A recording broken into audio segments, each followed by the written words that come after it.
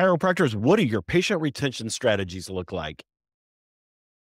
Hi, everybody. Welcome to the KC CHIROpulse Podcast, brought to you by CATS Consultants and Chiro Health USA.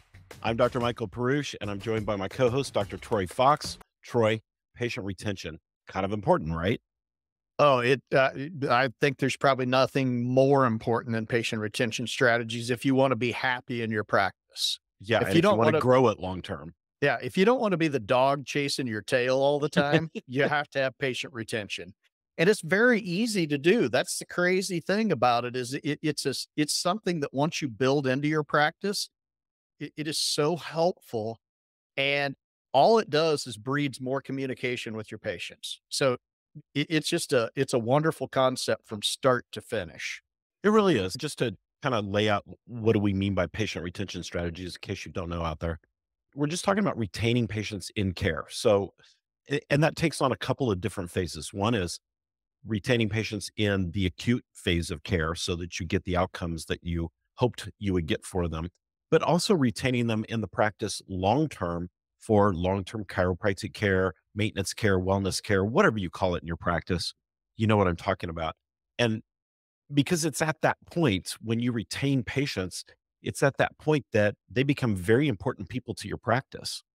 They become your soldiers, your advocates out in the community, talking up great things about you.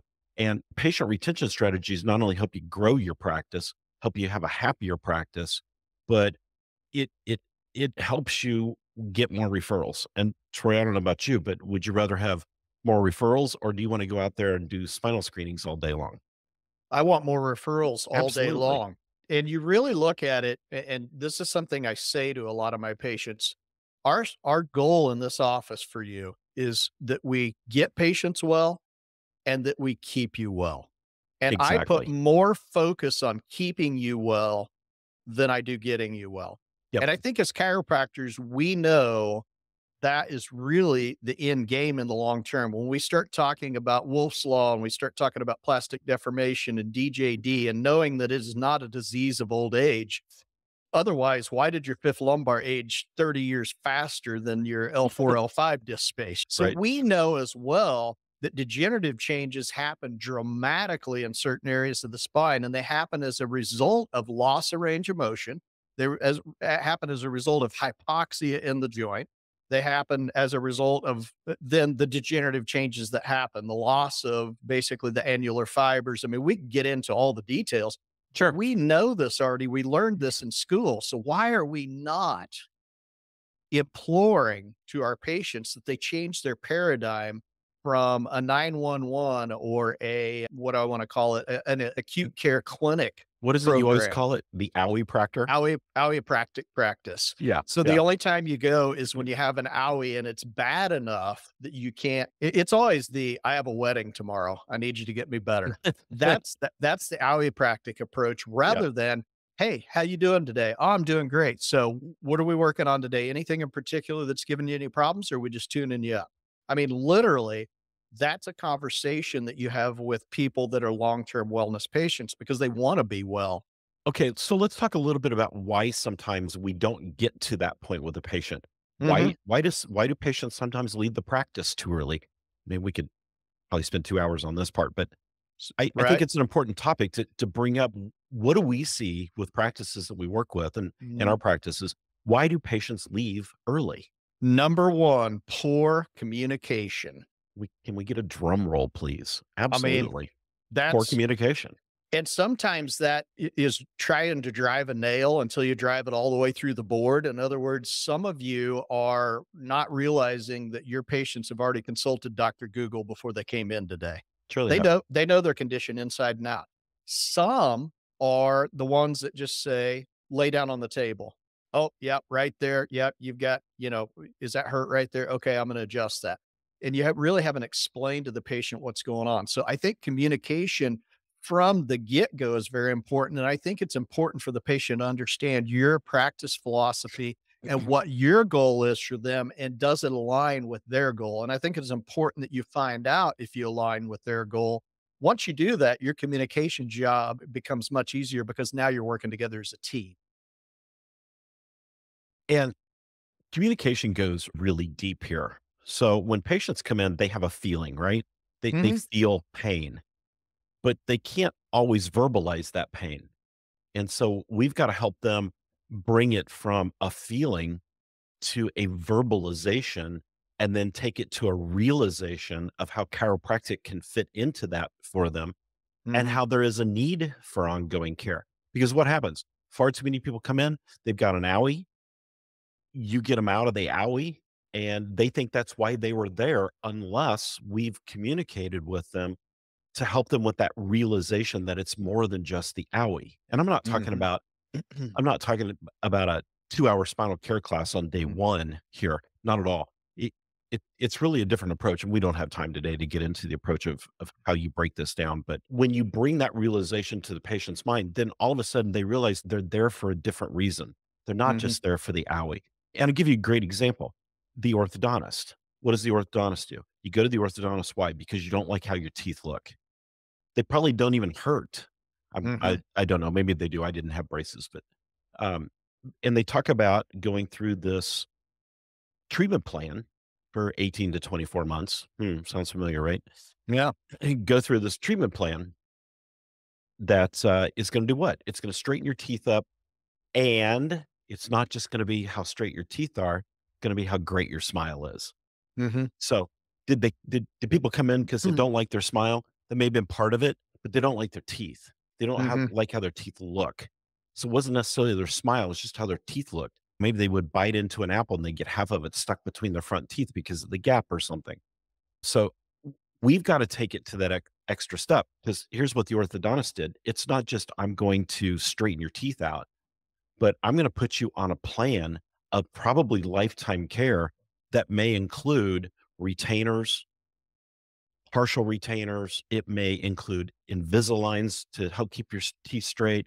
It may include permanent retainers that you need to come in periodically and we check up on. So it, it's a process of care, and they've explained it to us so well that even those of us that didn't have orthodontic care understand it.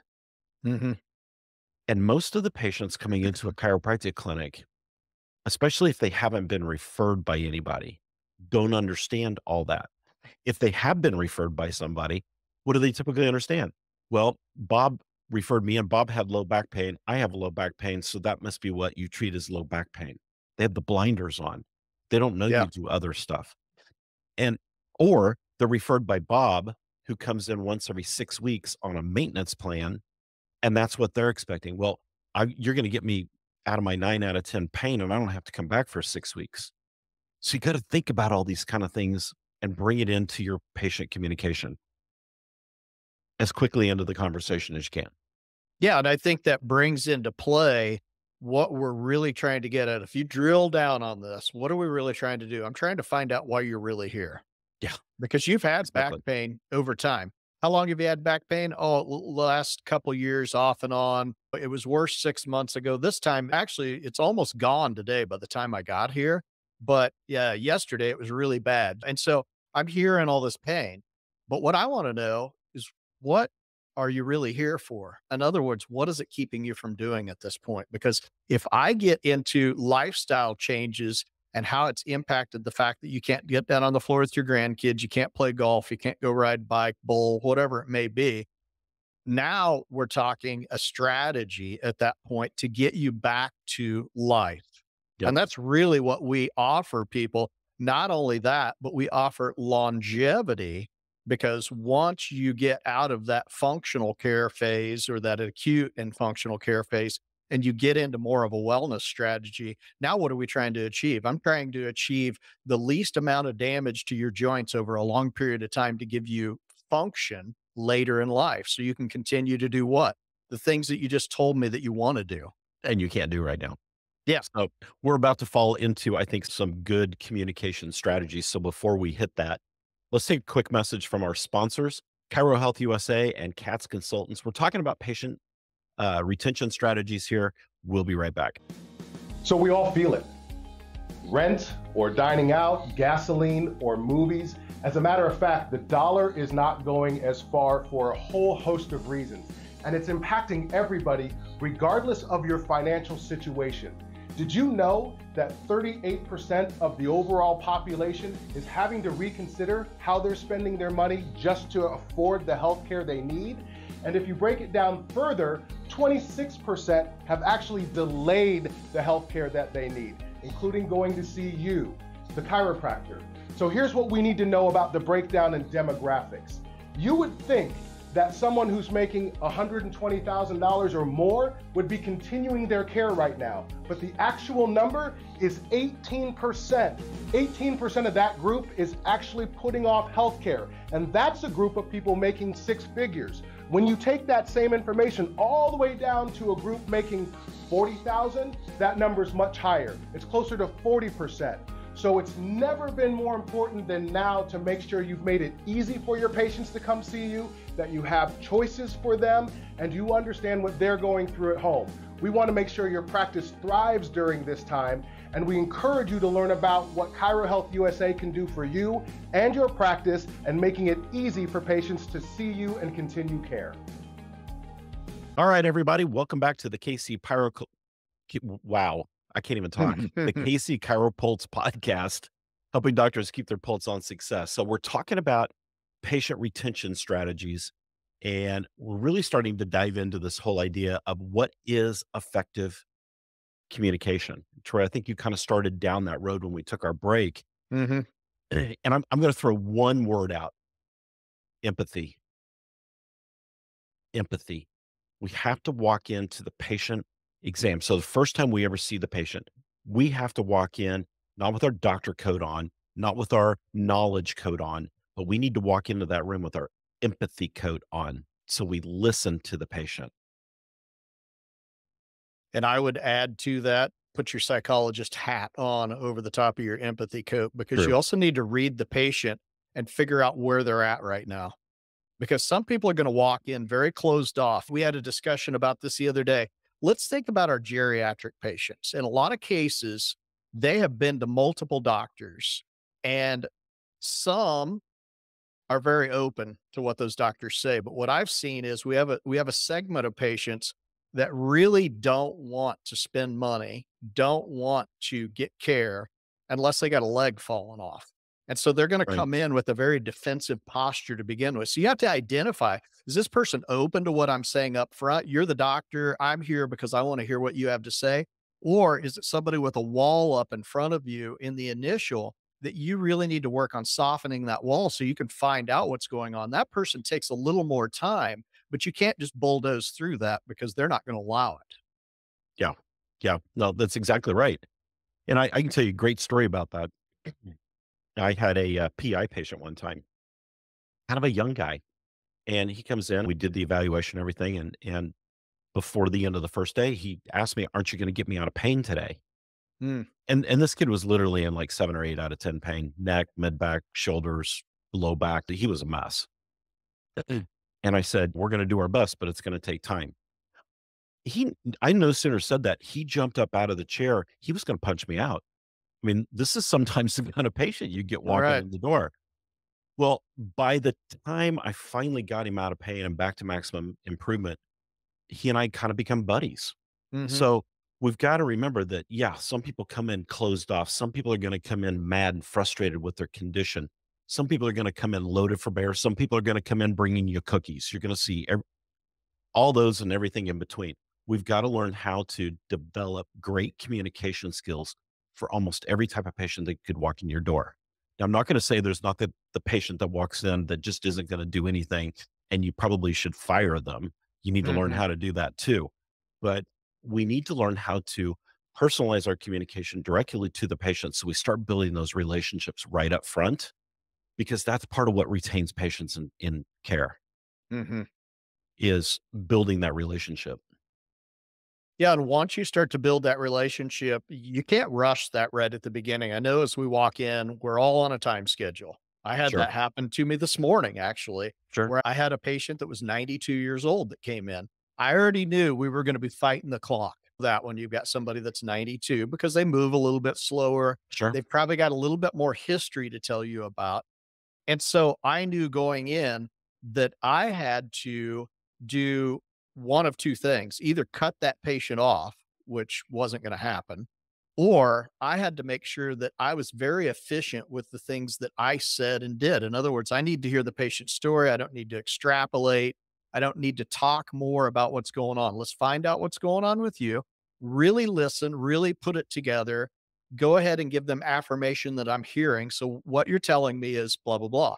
And then get to a point where I'm ready to do an exam. And I have to do it in a way that I'm not looking at the clock, even though I'm in my head, I probably am still thinking about it, but I already know that I might be a couple of minutes off as a result of that. But I'm not going to cut short that conversation with my patient, because at that point, once that patient has regurgitated everything that they want to tell me and they feel like I've gotten it, and I've heard this a lot of times from patients, I came to you and am still here with you because you listened to me. That's It's so important.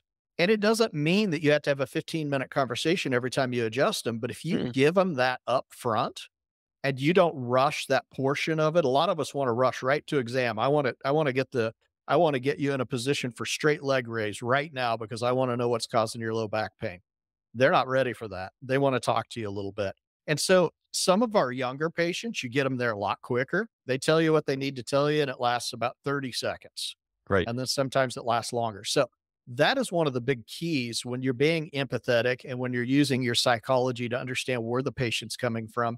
You need to understand as well when it's time to actually physically do the exam. That's really true. That's very true. Sometimes we get in such a rush, we want to cut the patient off. Hmm. Letting patients talk oftentimes does a couple of things. It gives you a ton of information Hmm.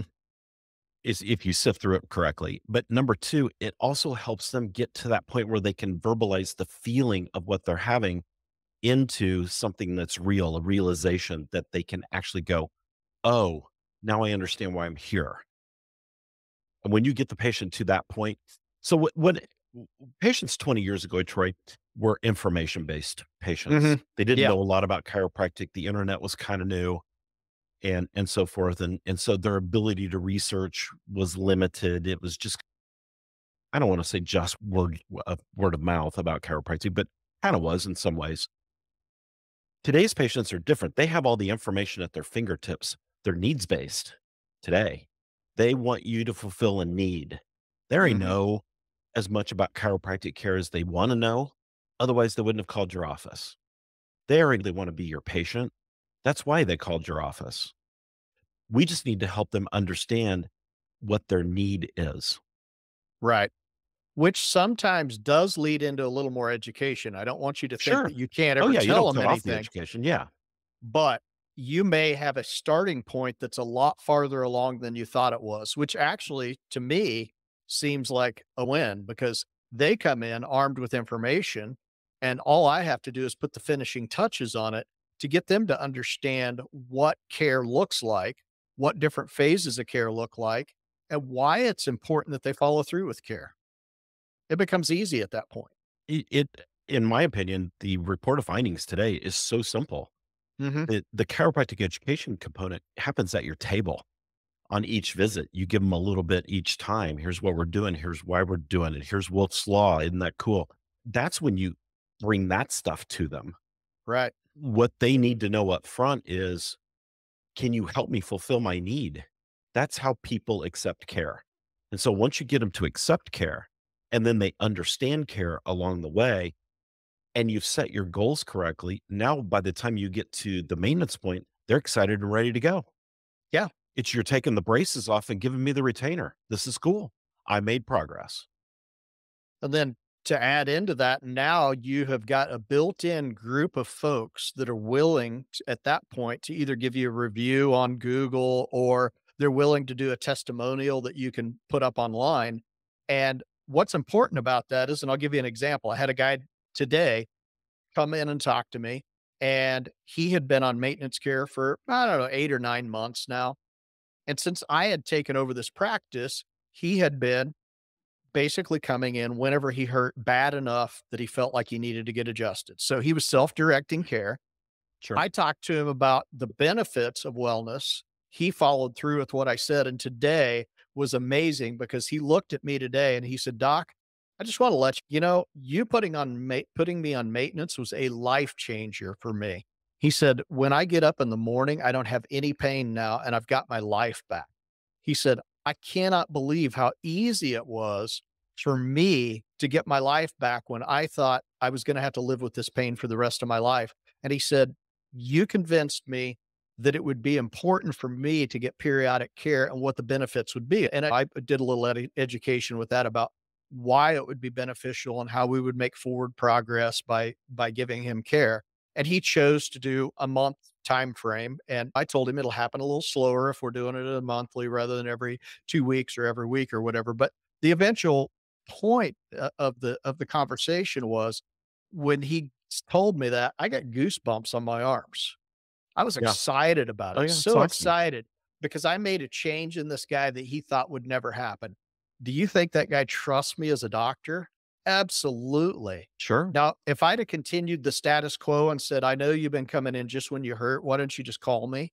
We would have been in the same boat. He would have come in every month, told me what hurt this time, and it's probably still going to be the same area over and over again. And we would gain nothing. At that point, how much trust does he have it for me as a doctor, number one, when I haven't really made a big change? It starts to wane after a while.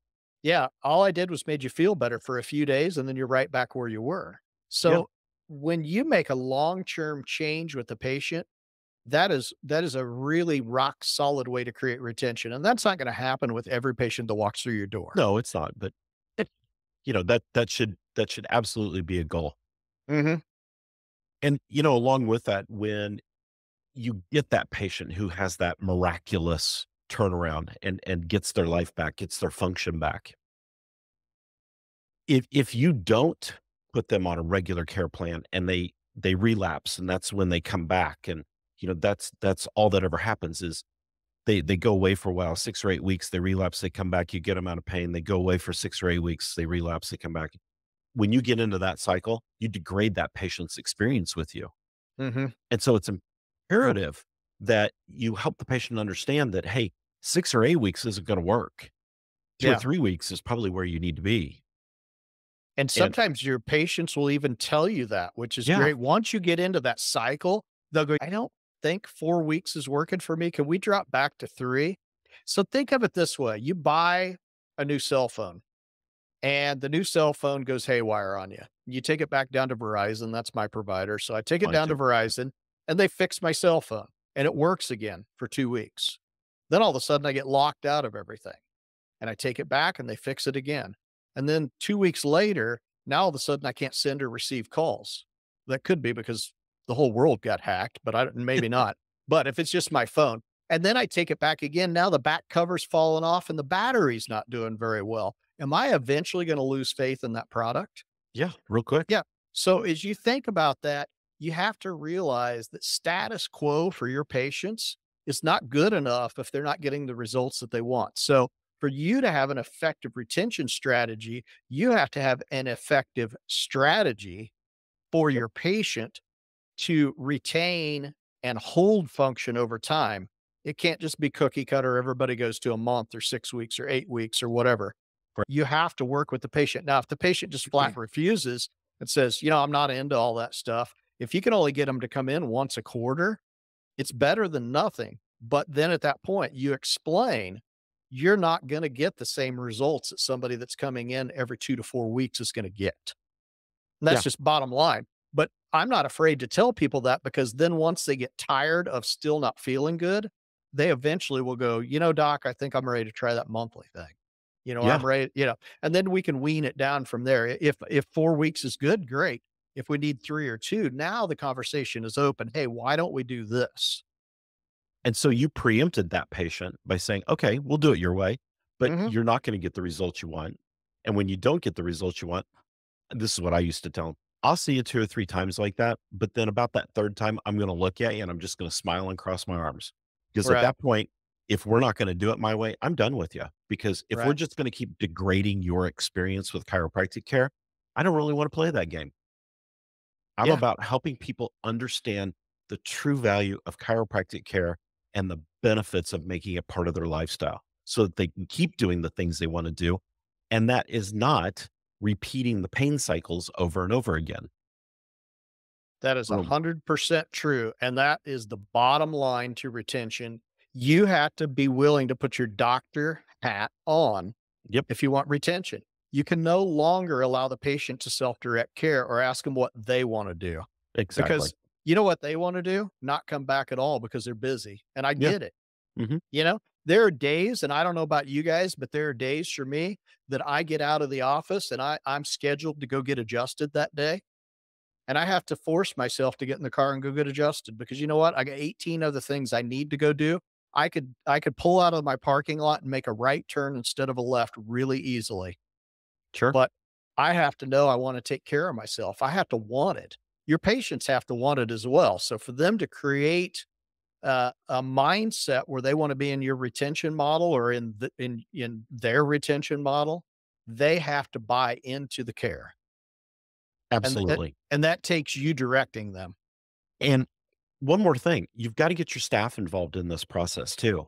Your staff can run patients off. You may not even realize this, but if they're telling the patients things different than what you're telling them, so maybe you tell them, "Hey, I want to see you back in 2 to 3 weeks," and they get up to the front desk, and maybe the staff says, "When does the doctor want to see you back?" The patient says, "Oh, I don't remember what he said."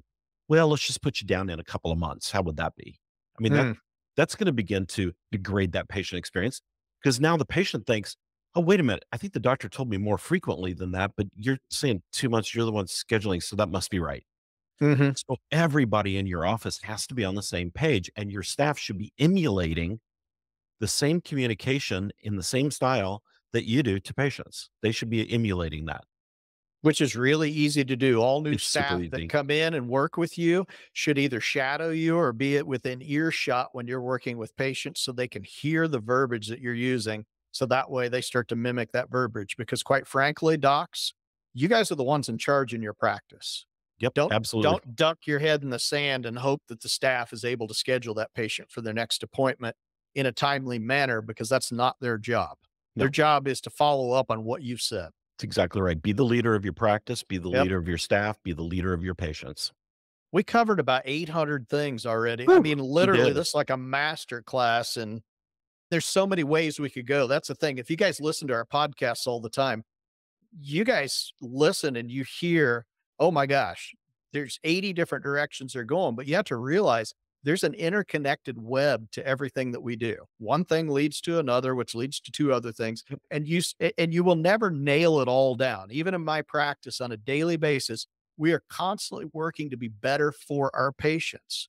That's why And we as call a it res- practice. and as a result, we're constantly revisiting what I would call these hallmarks or these points in this master class. It's like looking up into the sky and seeing the stars. There's a lot of points up there, right? It's the same thing in practice, but you will come close to mastery on a bunch. It's like juggling balls, I guess. And every once in a while, you're going to drop a ball. You got to pick it back up and throw it back in play. So that's how retention is built, is by a whole bunch of good processes in your office, just like we just talked about today.